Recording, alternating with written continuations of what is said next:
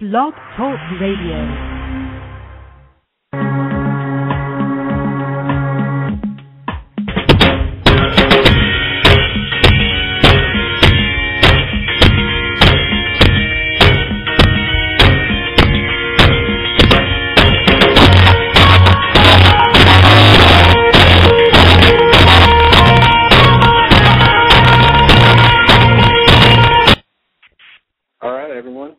To the Cynical Revolution. This is Cynical Revolt. Have chat open if you're listening live on Blog Talk Radio. If you want to call in, my number is where'd it go? Okay, 1-949-209-2964. Again, that's 949-209-2964. I do have chat open. I had somebody on here and they left. So if you're listening on YouTube, thanks for listening. You can listen live on Blog Talk Radio. You can go to my site, blogtalkradio.com/Cynical Revolt, and you can see which times my shows are going to be on. I'll post them on there for you as quick as I know when I'm going to do my show. My schedule's kind of fucked, so can't necessarily do it at the same time every day. But recently I've been snowed in, so I've been able to do it at the same time every day because I haven't been able to go anywhere. Today we're going to talk about immigration, Bush versus Obama. I'm going to talk about how rot George Bush is and how great George Bush is. If I had any audience before, I probably just lost it now. I'll explain. And also we'll look at the Egyptian uprising some more. We'll look at kind of the effects of global capitalism on them, and maybe we'll look at how to build a progressive Tea Party. And I don't think we'll get to the Patriot Act, but maybe. So let's start about talking about George W. So I'm going to play a clip from The Factor, whatever Bill O'Reilly calls a show. And I've had some problems with the clip. I have to try to wing something, so I don't know if this is going to work right. I guess I'll know afterwards if it works or not. So now I do have on this show, I have unwritten, unannounced bans on 4 people. Those 4: Rush Limbaugh, Sarah Palin, Bill O'Reilly, and Glenn Beck. That's the last time you'll hear their names on this show. I don't want to talk about them. I don't care about them. The only reason I'm covering this story is that Laura Ingraham was sitting in, substituting for O'Reilly. And in this clip, she's going to talk about, or she's basically going to rail on W for something he said about immigration. So let's see if I can play the clip.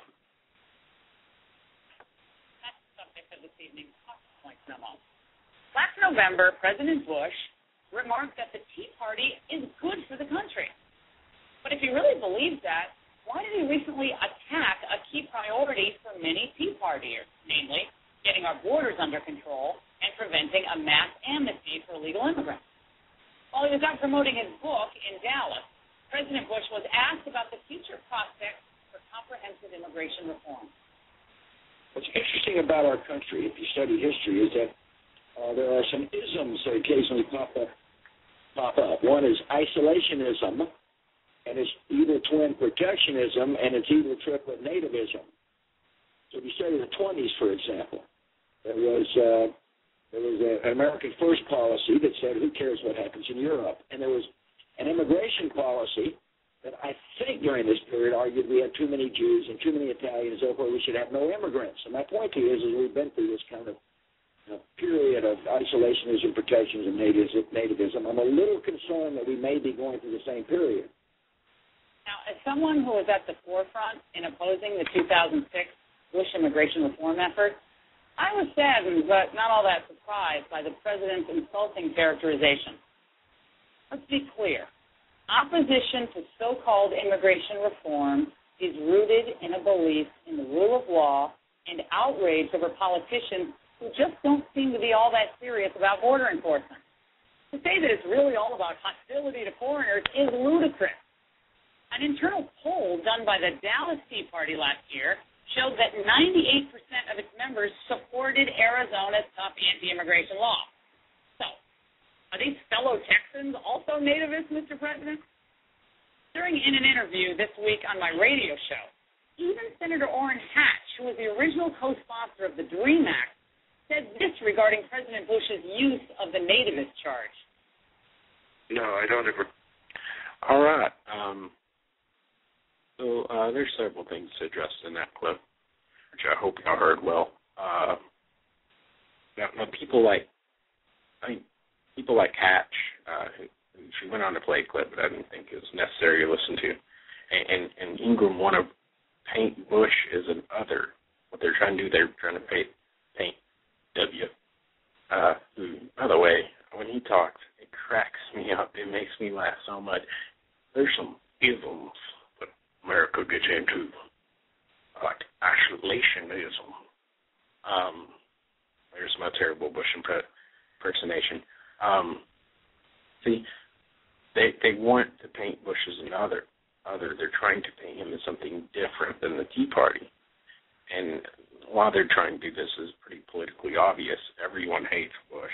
No one likes W. When he left, his approval rating was like 19% or something. And still, people look at him as a criminal, crony, corrupt. Both sides didn't like him. To the right, he was too liberal.